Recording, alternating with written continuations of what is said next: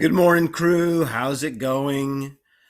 Today we are talking about how we use purposeful structure in our writing. Now, this series of activities is going to be a little bit different from the other ones because really applying purposeful structure is more so than perhaps anything else, more about revision than it is about the active kind of raw writing process. But we also have to remember that revision is writing, okay? Every good writer revises, and without revision, pretty much everything remains lifeless. So let's go ahead and talk about this stuff. Okay, when we construct sentences and paragraphs, we have to consider the effect we want them to have. Okay, sentences and paragraphs, they are collections of ideas. A single idea goes into a sentence. A series of related ideas go into a paragraph. But we can play with that dynamic and use it to have a deeper, more meaningful effect. So by purposefully organizing those ideas, we can emphasize important ideas or details or concepts or themes or symbols.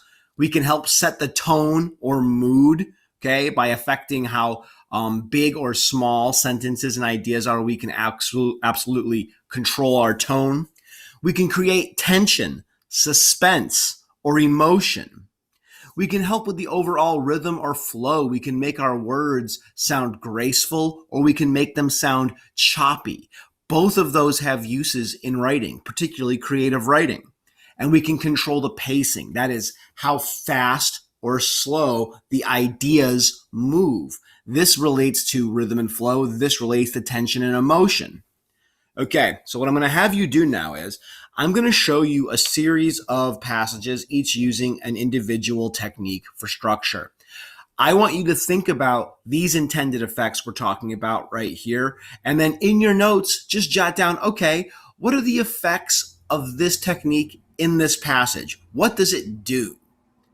All right, our first one, a single sentence paragraph. So we've got our effects, our possible effects over on the right-hand side. Go ahead and take a look at this. You might need to look at your note sheet because my screencast-o-matic icon is covering up the juicy part, the highlighted single sentence paragraph. But I'll go ahead and read it for you. Do you love me? There was an awkward silence for a moment. Then Father gave a little chuckle. Jonas, you of all people, precision of language, please. What do you mean? Jonas asked. Amusement was not at all what he had anticipated. Your father means that you used a very generalized word, so meaningless that it's become almost obsolete, his mother explained carefully. Jonas stared at them. Meaningless? He had never before felt anything as meaningful as the memory. And of course, our community can't function smoothly if people don't use precise language. You could ask, do you enjoy me? The answer is yes, his mother said. Or his father suggested, do you take pride in my accomplishments? And the answer is wholeheartedly yes.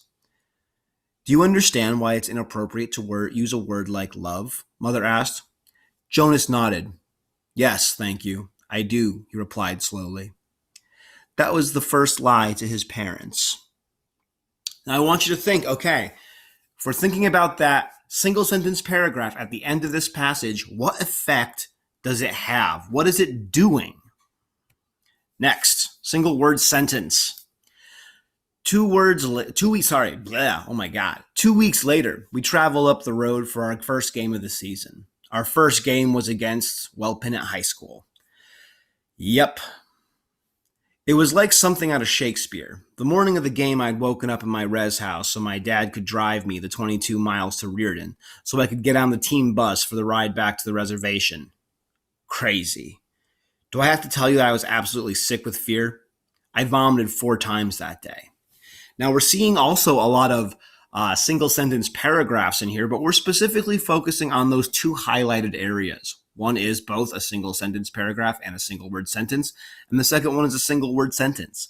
What effects do you think that these uses of this technique have? How do they help the reader understand something? Okay, we've got an extra long sentence now, or as we like to call it, an intentional run-on. I use this sentence a lot because, honestly, I love it. It's from Stuart Little, and I think it's beautiful.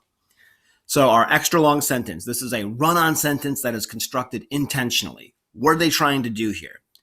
In the loveliest town of all, where the houses were white and high, and the elm trees were green and higher than the houses, where the front yards were wide and pleasant, and the backyards were bushy and worth finding out about, where the streets sloped down to the stream, and the stream flowed quietly under the bridge, where the lawns ended in orchards, and the orchards ended in fields, and the fields ended in pastures, and the pastures climbed the hill and disappeared over the top toward the wonderful wide sky.